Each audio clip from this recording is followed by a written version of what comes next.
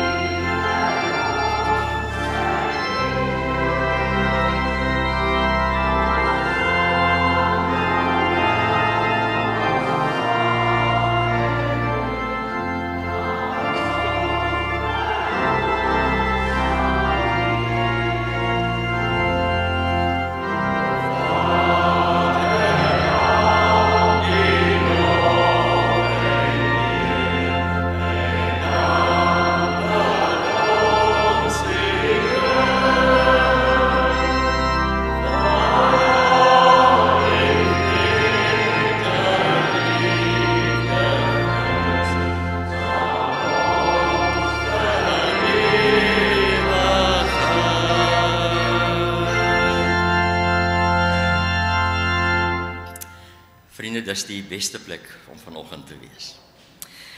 Kom ons sing nou die 345 vers 1 en 2, kom alle getroues, oproep, sommer tot ons self en tot almal. Kom ons sing dit van harte.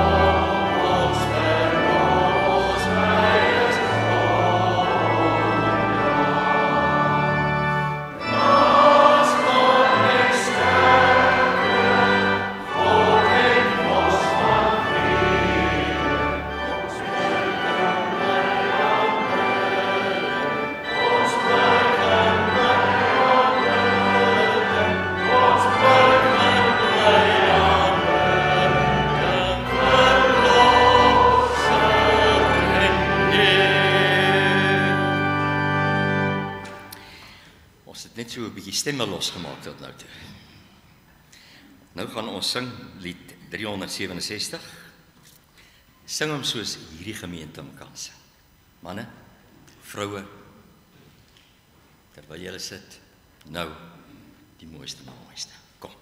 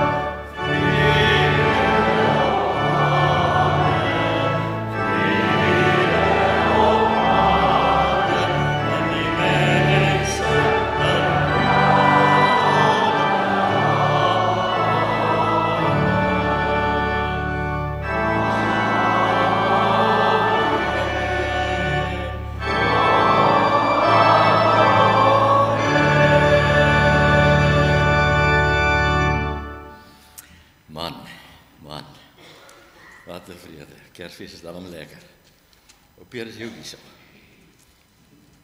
Mooi, ons sien. Liewe vriende, ons verwelkom die mense van Herberg aan See. Mag hulle baie tuis wees by ons en ook lekker saam sing, daar waar hulle nou by mekaar is. En dan een van ons favorites, wow, Koos 3:5:8 vers 1-3, welkom, o stille nag van vrede.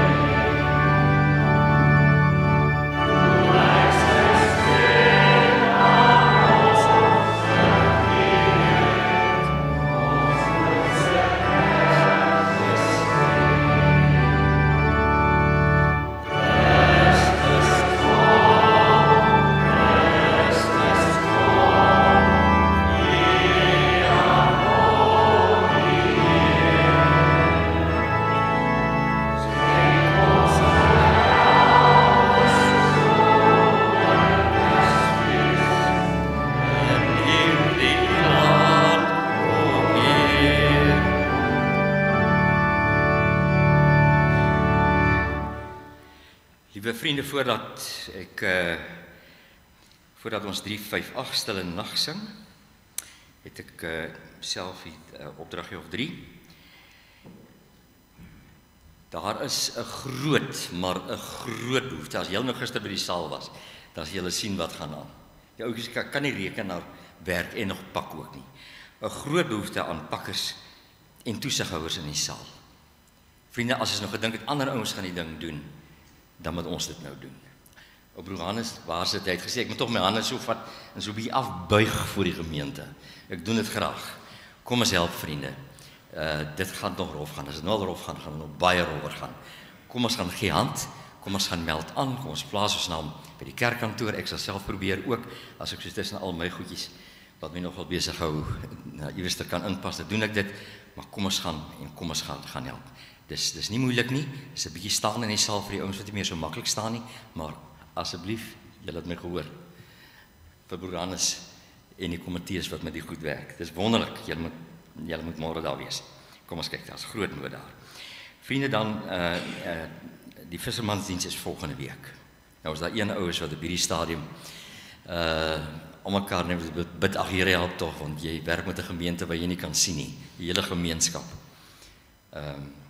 18 uur vir 18:30, 6:30. Ons begin sing 6:15. Die vissermansdiens, hy lees sterk op my skouers. Dan het daar 'n vinnige ene, en dis 'n tussenkerklike biduur, na al die brande en al die dinge. Eintlik word daar maar gebid vir kerk, vir gemeenskap en vir skepping.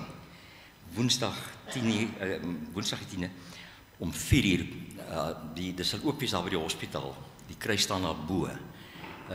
En daarvandaan jy so uitsig oor die hele dorp en diep oor die see ook. Kom skakel gerus daarby in, vriende.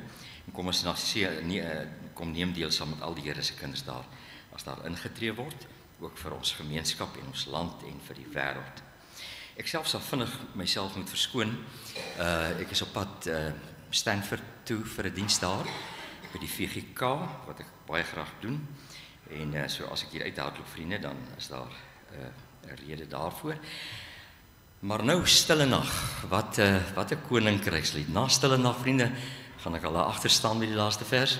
Gaan Dr. Liesel vir ons voorgaan hier, en wat 'n voorreg om haar vanoggend op ons kansel te geseën, Dr. Liesel, en baie welkom hierso in ons geleedere. Jy was baie besig en dikwels baie ver oor die wêreld hierdie jaar.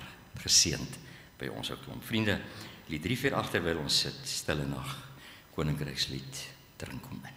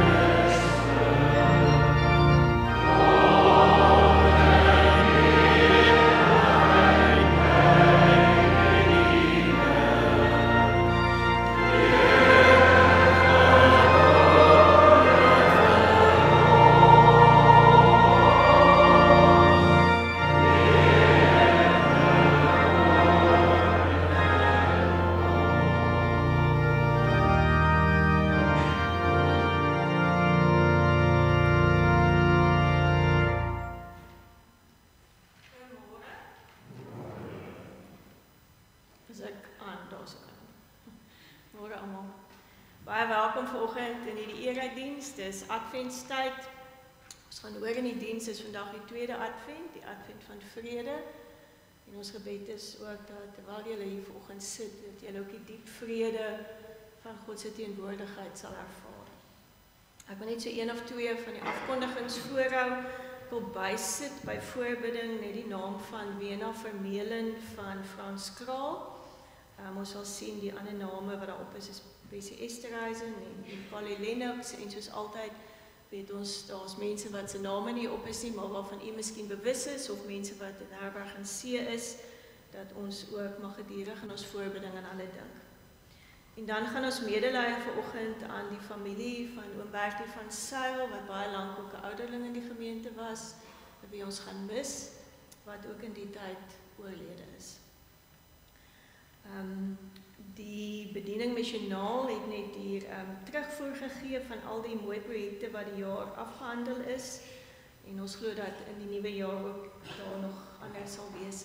En dan volg ek nou maar wat daar is die Vissermansdiens die 14de Desember, dit is 'n jaarlikse instelling in ons dorp, waar die vissermanne kans kry om aan die begin van die jaar te bid vir die jaar en einde van die jaar ook dankie te sê. Dit was 'n baie moeilike jaar vir al die afgelope paar maande en ons weet dat baie van hulle baie swaar kry, so dit sal ook gaaf wees as u die diens kan bywoon. En dan baie welkom aan almal wat nuwe lidmate is, van, ek glo, al ouer. Ek hoop, Gansbaai word vir julle ook 'n lekker plek. Dan is daar net daar's nog twee Kersangdienste. Pearly Beach het een die 21ste Desember om 6:00 die aand, en die Engelse een is die 24ste Desember om 5:00 die aand. Jy is baie welkom om dit by te woon. En dan word ons ook net herinner in die tyd aan die 16 dae van aktivisme, waar die taakspan gendergeregtigheid vir ons herinner dat geweld teen vroue en kinders is nie net tussen mense en amper, daar gaan my Afrikaans weer vanoggend, in real life nie, dit is ook op die internet, dit is ook digitaal, en dat ons reg moet uitkyk vir ons geliefdes, en ek sal nou 'n kans gee dat ons ook 'n kers ook net vir dit aansteek.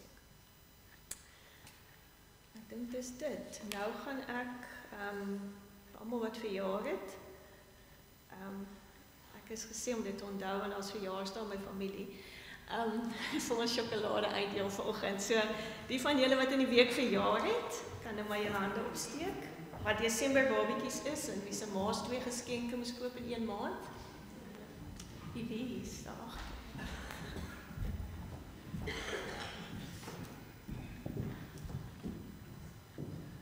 Het ek nou vir iemand geloop?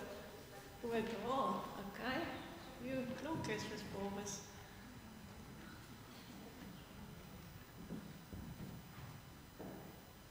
Was nog hier. Het ek hier in die blok iemand nog gemis? Daar agter.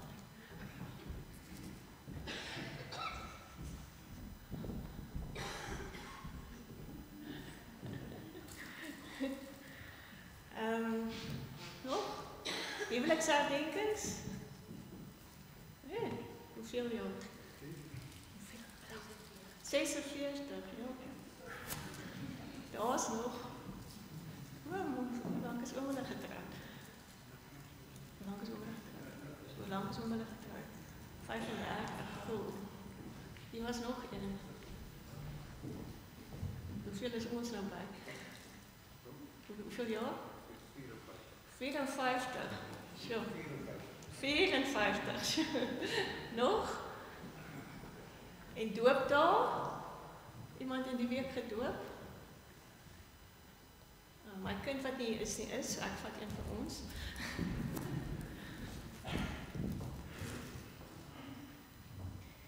Die kers. Dis die Sondag van Vrede. Ek wil 'n kers aansteek vir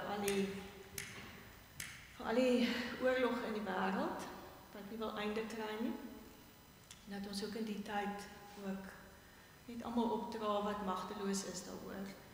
En dan aan al die vroue en kinders wat ons weet ook magteloos is teen geweld en uitbuiting. Ons vra dat ons ook dink aan die onskuld daar buite.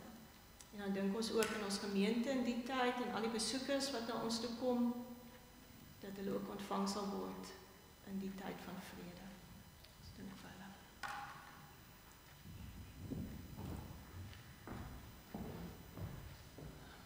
Kom ons staan en dan sing ons saam ons ons toetrelied, ons toetrelied, die 354 vers 1 en 3, O Christus, ons verlange.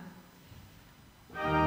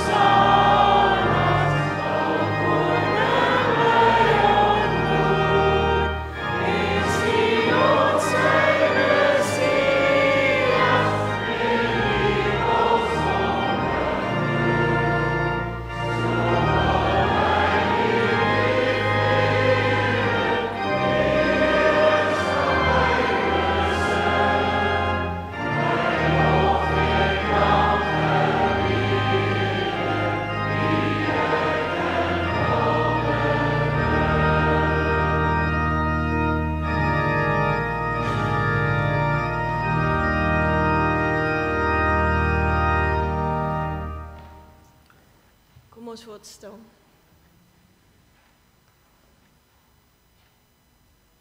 Hy vermeerder in genade sy heerskappy as vredevors. Hy kom met vrede sonder einde, versterk dit deur geregtigheid.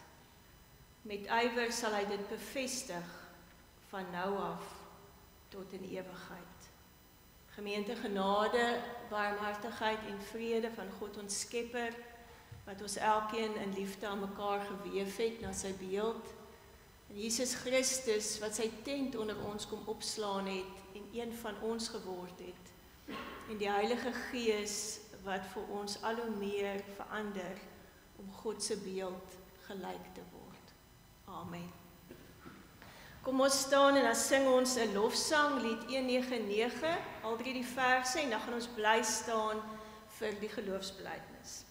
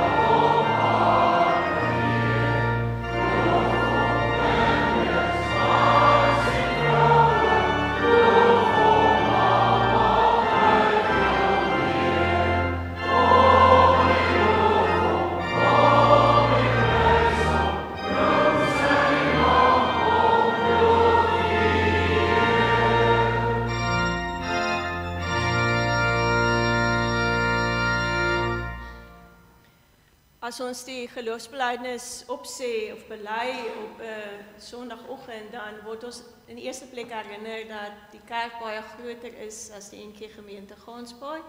Die kerk is universeel, dis wat katoliek beteken, en een. Die kerk is so wyd soos hierdie wêreld, en daar's baie ander gelowiges wat in baie verskillende tale en baie geografiese areas vanoggend saam met ons bely in dit wat ons glo. So kom, as ons dit bely, kom ons word bewus dat ons 'n paar stemme is tussen baie stemme. Ek glo in God die Vader, die Almagtige, die Skepper van die hemel en die aarde, en in Jesus Christus, sy enige gebore Seun, ons Here, wat ontvang is van die Heilige Gees, gebore is uit die Maagd Maria, wat gelei het onder Pontius Pilatus, gekruisig is, gesterf het en begrawe is, en ter helle neergedaal het, wat op die 3de dag weer opgestaan het uit die dode, wat opgevaar het na die hemel, en sit aan die regterhand van God, die Almagtige Vader, van waar hy sal kom om te oordeel, die wat nog lewe en die wat reeds gesterf het. Ek glo in die Heilige Gees. Ek glo aan 'n heilige algemene Christelike kerk, die gemeenskap van die heiliges, die vergewing van sondes, die opstanding van die vlees en 'n ewige lewe. Amen. Ek kan maar sê.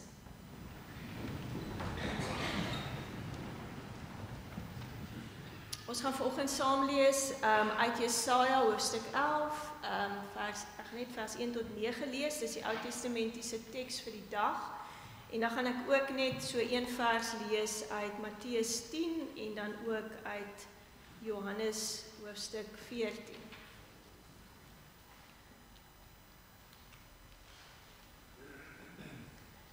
Kom ons bid net saam. Here, baie dankie dat ons ook in hierdie ruimte vanoggend in die holte van die hand by mekaar kan wees. Baie dankie dat dit U is wat die verlange na U in ons harte plaas, maar dat dit ook U is wat na ons verlang.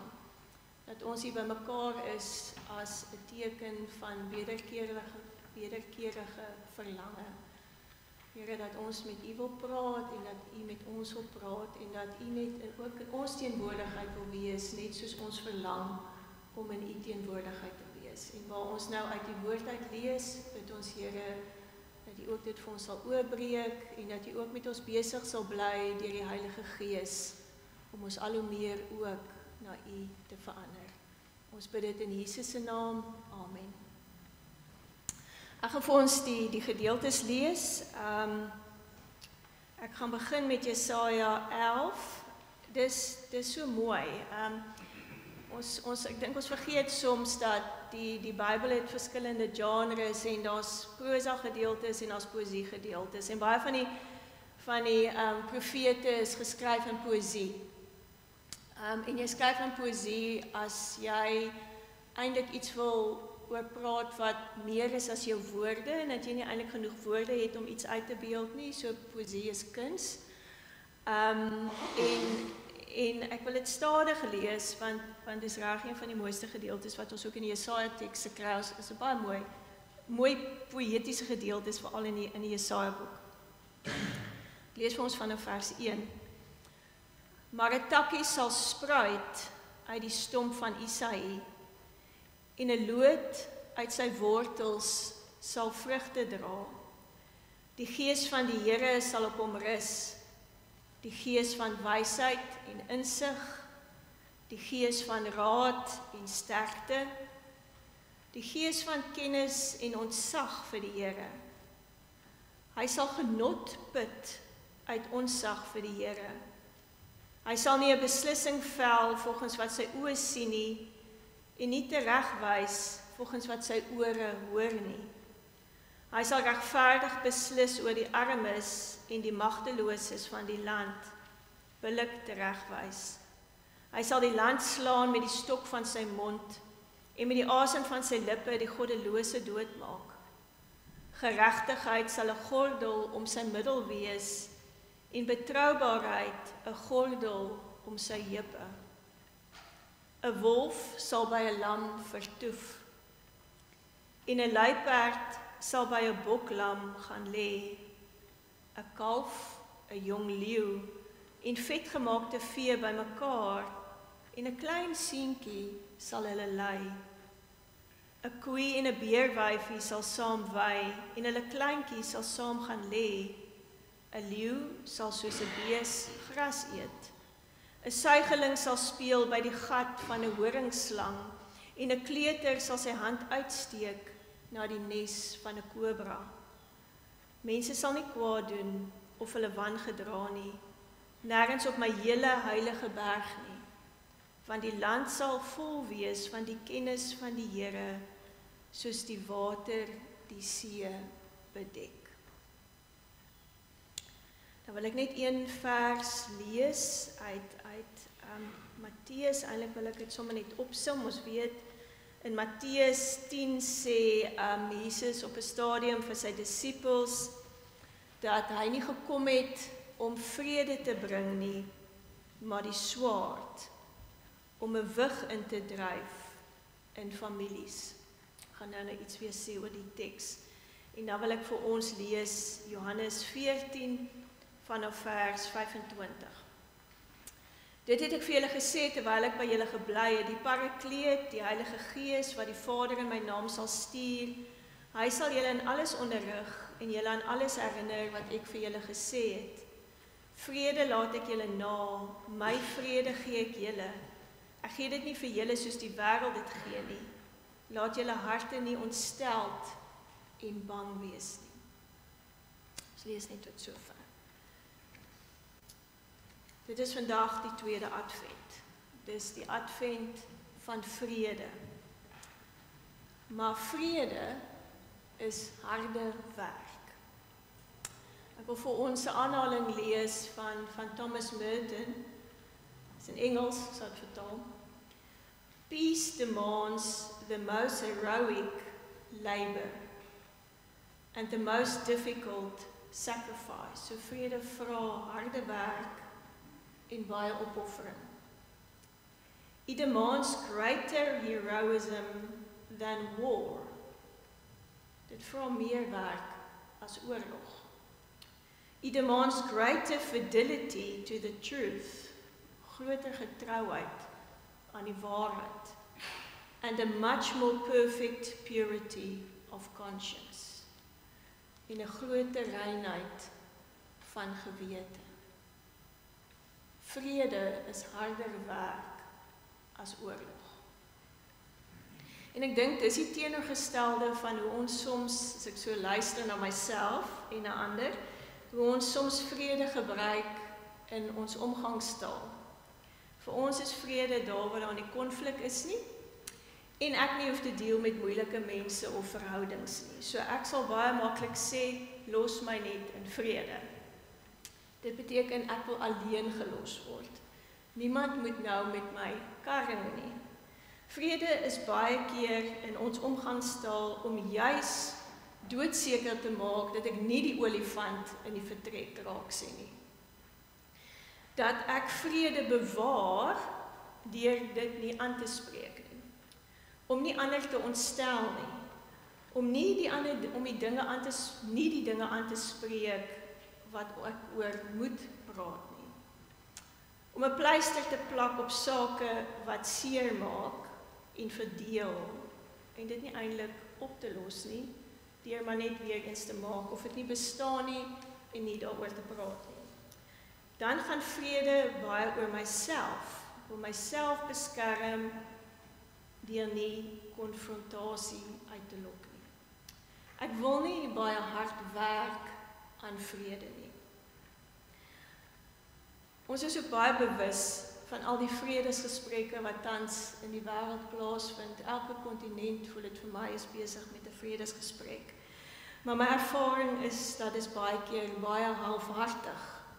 Meestal om soveel as moontlik uit die gesprek uit vir myself te kry.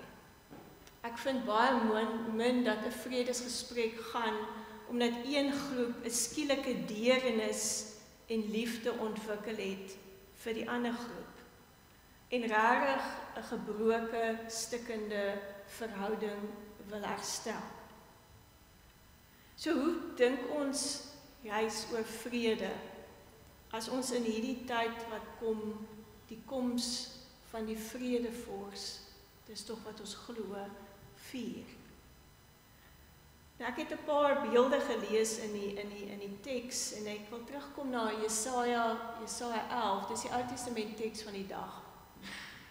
Nou, ek is baie lief vir Jesaja 11, ek is baie lief vir 'n paar van Jesaja se poëtiese gedeelte, want ek kry die idee die skrywer is amper soos 'n skilder. Jy het sulke kwashale ek sê mos my Engels is oor canvas en hierdie kwashale word gebruik om 'n alternatiewe wêreld uit te beeld. Om 'n alternatiewe wêreld te skets. Jy kan eintlik vir al die tweede gedeelte van die gedeelte wat ons gelees het, jy kan dit eintlik in jou verbeelding sien. So 'n vredevolle prentjie. Maar wat gebeur eintlik in Jesaja? Want hier skets hy met hierdie kwashale 'n vredeswêreld waar beide natuurlike en geskepte konflik opgehef is. Waar die leier, en ek dink dis belangrik in Jesaja, die eerste deel gaan oor die leier, waar die leier waarop die Gees rus, die spulpunt is vir geregtigheid. So dis die leier wat die spulpunt is waaruit hierdie wêreld dan gaan gebeur. En die spulpunt is van billikheid en van ontferming. 'n Beeld waar natuurlike vyande langs mekaar lê, waar die kleinstes en die weerloostes speel in plekke van gevaar, waar daar geen geweld is nie, waar kennis van God alles deurdring.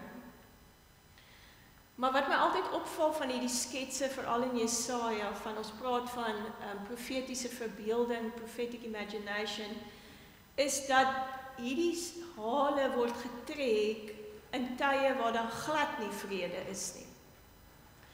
Maar juist die teenoorgestelde. So hierdie beelde kom uit tye van onvrede, dit kom uit tye van oorlog. Die eerste 39 hoofstukke van die boek Jesaja het te maak met die tyd wat die Assiriërs nog die oormag gehad het in die Midde-Ooste. Wat hulle Jerusalem bedreig het, op die ou ende, 'n paar jaar daarna het Jerusalem 'n vasal geword van Assirië, maar belastings vir hulle betaal, net om te verhoed dat hulle totaal en al vernietig word. So ons is in die tweede helfte van die 8ste eeu, dis koning Tiglat-Pileser en hy Voelefeer. So sy manier van oorheers is om al die mense wat lyk of hulle in opstand te kom te vernietig, dorpe af te brand, mense voor die voete vermoor, en dit is hierdie oormag wat op pad is en buite die stadsmure van Jerusalem is, in die tye wat hierdie kwasale geverf word. En dan as die profeet wat vir hulle in die vorige hoofstuk herinner het in hulle eie onreg, vir hulle herinner het aan hulle eie sonde, herinner het aan God se wil, tog nou vir hulle hoop gee, dan is die teks in die eerste plek geskryf om hoop te gee in daai tyd, in die tyd in die 8ste eeu in Juda, in vandag se Midde-Ooste. En heel moontlik, dis wat meeste kommentaar sal sê, is die verwysing na 'n koning wat dan gaan kom, koning Hizkia, wat wel gekom het, wat 'n beter koning was, wat wel geregtigheid op plekke laat seëvier het en wat 50 jaar regeer het in Juda. Maar hoekom as ons dan hierdie tekste lees, veral in Advent, is dit asof ons hierdie leier herken? Hoekom lyk hierdie leier vir ons bekend? Hoekom is dit asof ons hom dadelik met ons verstaan van Jesus assosieer? Sekerlik omdat Jesus dit kom wees het en kom leef het, wat in die Ou Testament beskou word as die taak van 'n koning. Geregtigheid en reg en omgee en billikheid. Dat Jesus dit was vir die weerloses, dat Jesus iets beleef vir ons laat sien het van wat beteken dit om genot te vind in God se wet. Dat Jesus vir ons kom wys het hoe lyk iemand wat leef uit die Gees.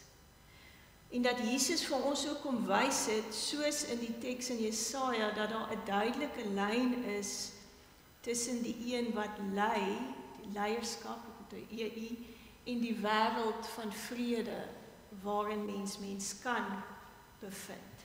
So hoe is dit dan moontlik dat in die tyd van angs, van naderende magte, waar jy nie weet of daar 'n môre is nie, jy nog dit regkry om 'n alternatief te sien? Dis wat Jesaja regkry. Hoe kry jy dit reg om in magteloosheid en onmag hierdie kwasale te trek en hierdie alternatiewe wêreld vir jou hoorders te herinner? Ek het nogal gewonder of dit nie is omdat Jesaja vir God gesien het nie. Ons weet in Jesaja 6 met die roeping, sy roeping, het hy 'n visioen gehad van God. Hy het vir God gesien, beleef. Is dit nie iets dat Jesaja iets van God se wese gesien het, iets daarvan verstaan het, en elke keer as dit regtig angstig raak, kon terugkeer na daai ervaring, na daai belewenis wat hy gehad het in die tempel nie. Dat hy kan terugkeer na wie God is en nie na dit wat hy beleef in die wêreld rondom hom nie. Ek was ook in die week weer ietsie skryf oor Andrei Rublev en daai bekende ikoon van die drie-eenheid en ek dink julle ken almal dit, vir Elise om dit net vir ons op die skerm te gooi. Ek moes in die week 'n meditasie oor dit skryf vir iemand. En ek het net ewe skielik besef hoeveel ooreenkomste daar is tussen hierdie ikoon wat Rublev geskryf het in die 15de eeu in Rusland en die kwasale wat ons kry in Jesaja 11. Want die twee dinge wat ek net raak gesien het, die eerste is die konteks, en die tweede is God se wese, wie God is.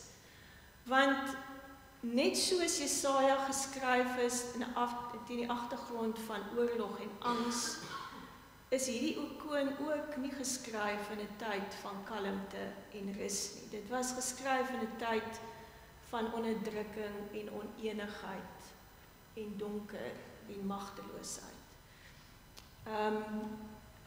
In die 14de, 15de eeu was die Rusland, veral daar rondom Moskou, nog sterk onder Tartaarse en Mongoolse oorheersing, wat groot dele van die bevolking ook uitgewis het.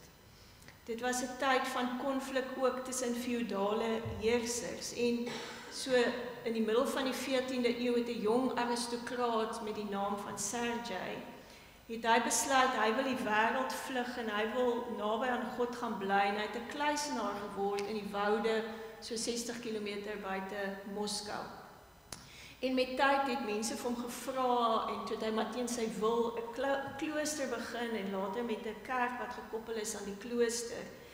En hy het die klooster opgedra aan die heilige drie-eenheid. En hy het dit opgedra aan die heilige drie-eenheid met die besluit dat hy wil deur hierdie oprigting van die klooster bid vir vrede en vir eenheid. En hy het dan ook die feudale heersers aangemoedig om ook op te hou met hulle oorlog, om in vrede te leef. En baie mense, baie pelgrims het in hope, nou gaan ek die storie vooruit, nadat hy dood is, het sy opvolger by die klooster Nikai, het toe vir Andrei Rublev gevra om 'n ikoon te skryf wat iets van Sergei se teologie sigbaar maak. Die teologie van die eenheid in die drie-eenheid, van die vrede in die drie-eenheid. En wat in die ikone tradisie mag jy nie God uitbeeld nie, jy mag net vir Jesus uitbeeld. So wat gebeur is dan hulle gebruik die drie engele wat vir Abraham besoek het by Mamre, die gasvryheid van Abraham om dan in 'n sin 'n verwysing te gee na God se wese. En dis wat Rublev toe gedoen het in die spesifieke ikoon.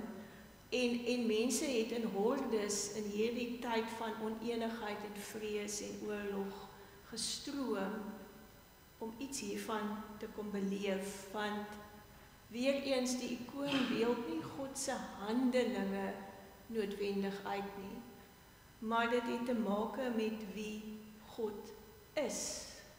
Dis asof tyd stil staan, die gemak tussen die drie persone, die ingesteldheid, die vrede, die liefde, die is.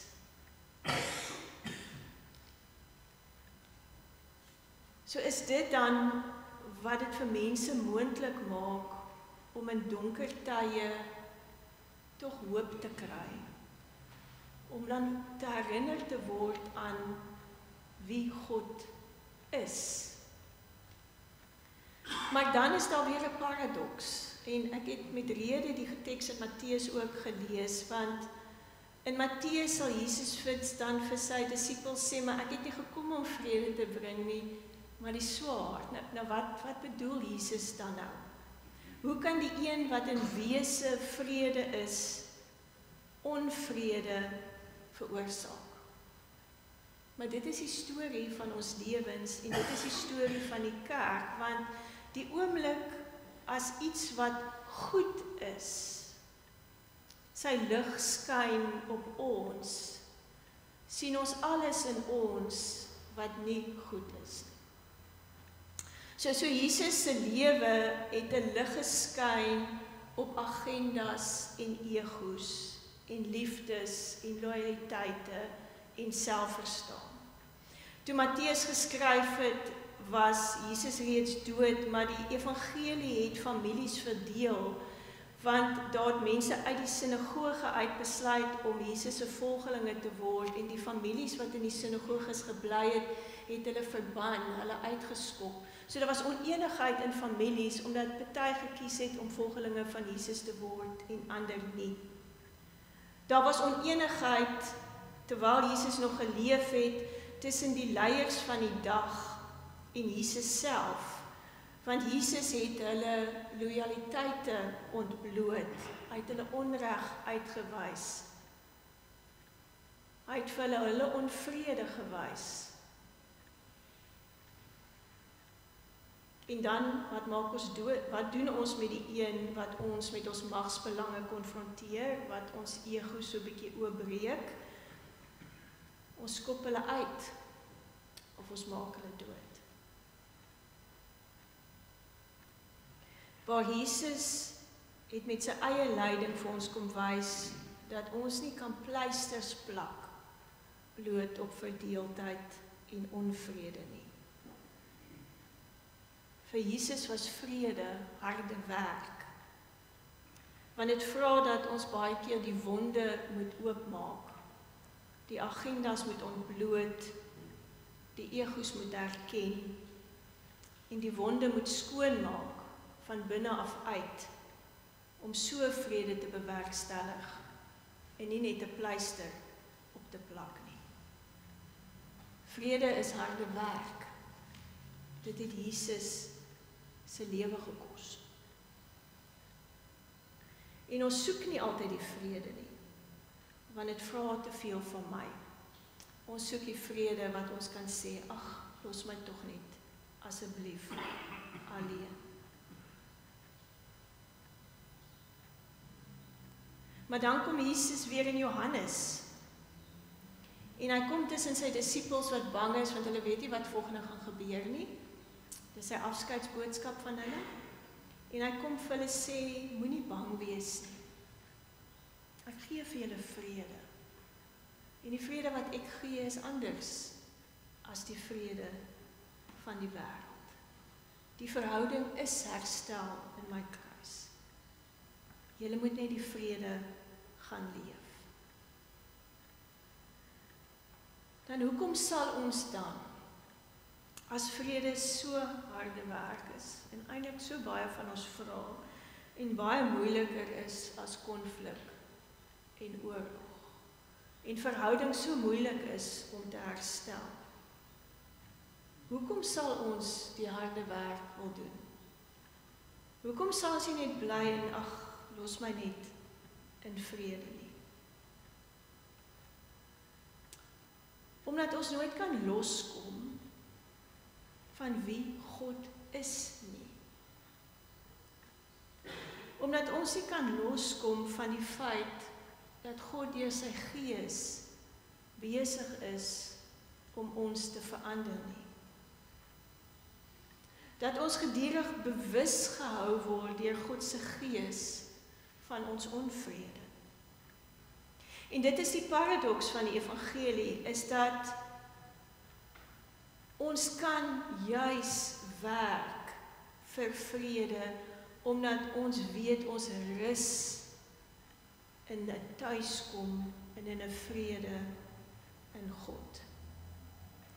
Die spulpunt, net soos in Jesaja, die spulpunt van ons optredes bly God drie-enig. Ons word gedurig herinner en dat ons in God drie-enig ingedoop is. Dat ons in sy vrede woon. En hoe meer ons bewus word van wie God is, hoe meer wil God vir ons sy vrede maak.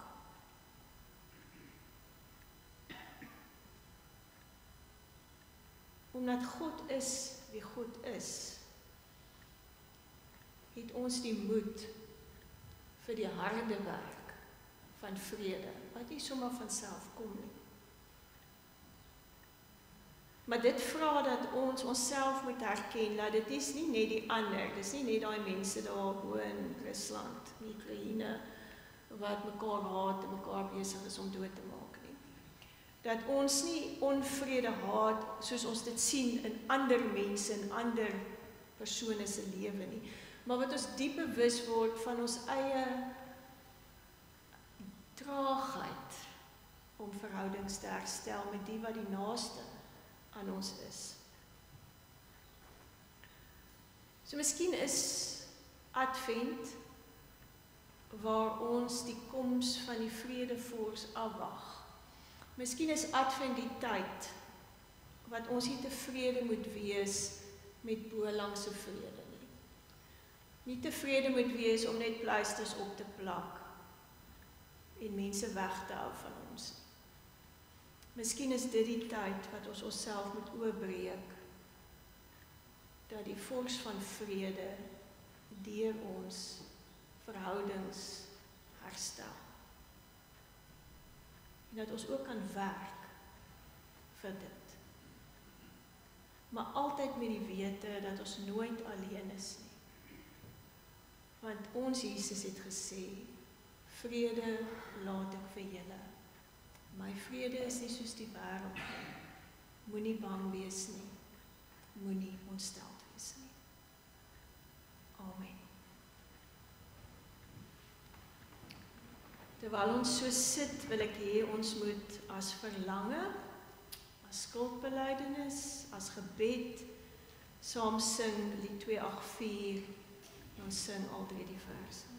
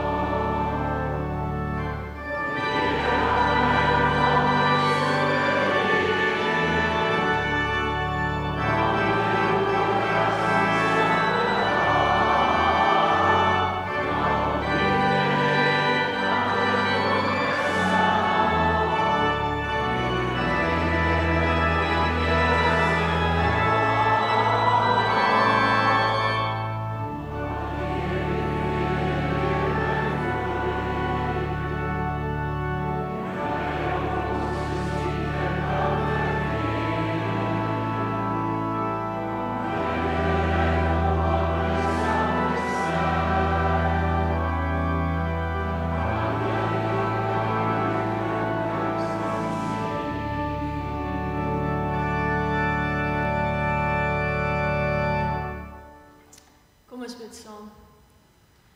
Die enige God, die wat ons geskep het, die wat mens geword het en vir ons gesterf het, en U wat Gees is, wat ons gedurig omvorm. Here, ons is daagliks verslae en magteloos oor die groot mag van haat en verdeeldheid en onenigheid wat ons nie net op 'n globale skaal ervaar nie, maar in ons eie huise, in ons eie gemeenskappe, in ons eie land, in ons eie manier van praat. Here, baie keer voel dit of dit nie wil einde kry nie. Die geweld teen die mees weerloses, die uitbuiting van die wat nie na hulle self kan kyk nie. Here, en dan wonder ons ook in die tyd, wie is ons? Wie is ons as kerk wat bely dat die vredevors gebore is? Die shalom, die harmonie gekom het in Christus. Here, baie dankie dat ons ook vanoggend in die eerste plek eers kan rus in wie is U. Dat U is een, U is vrede, U is herstel, U is versoening, U is ons veilige hawe, en U kan ons rus. Here, mag ons in hierdie adventstyd miskien eers rus in U. En mag ons iets van U ontdek, wat vir ons nooi en nudge en por, om ook in ons nabye kring vrede te maak, te herstel, wonde oop te maak, en nie net pleisters op te plak. En mag ons van daar af bid vir die wêreld, maar nie bid vir die wêreld waar ons sommer dadelik 'n vyand en 'n vriend herken nie. Maar bid vir almal. Want almal ly onder haat. En mag ons as kerk altyd getuie wees van iets wat anders is. Mag ons kwasale trek in die manier wat ons praat oor ander, in die manier wat ons optree, in die manier wat ons groet, in die manier wat ons eenheid jaag, dat ons die kwasale is wat gedurig heenwys na iets wat kan wees, maar ook definitief iets wat reeds is in U. Mag ons U gesig ook in hierdie gemeenskap wees. Ons bid dit in die naam van Jesus, wat gesterf het, omdat hy vrede kom herstel het. Amen. Ons het nou geleentheid om die Here met ons offergawes te dien.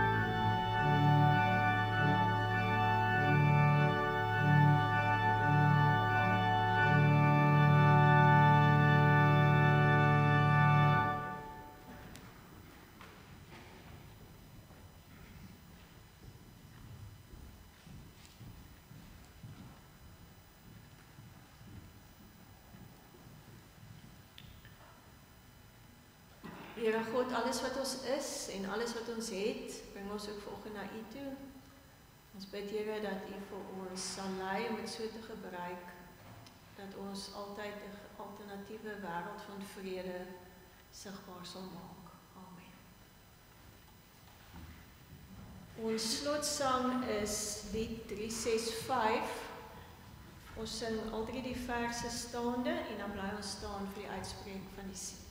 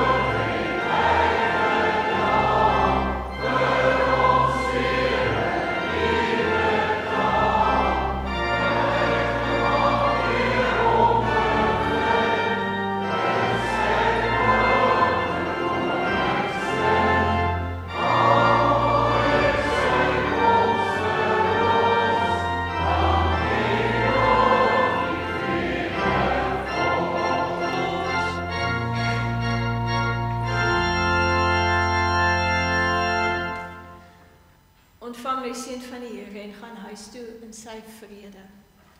Mag die Here julle seën en julle beskerm. Mag die Here sy aangesig oor julle laat skyn en julle genadig wees.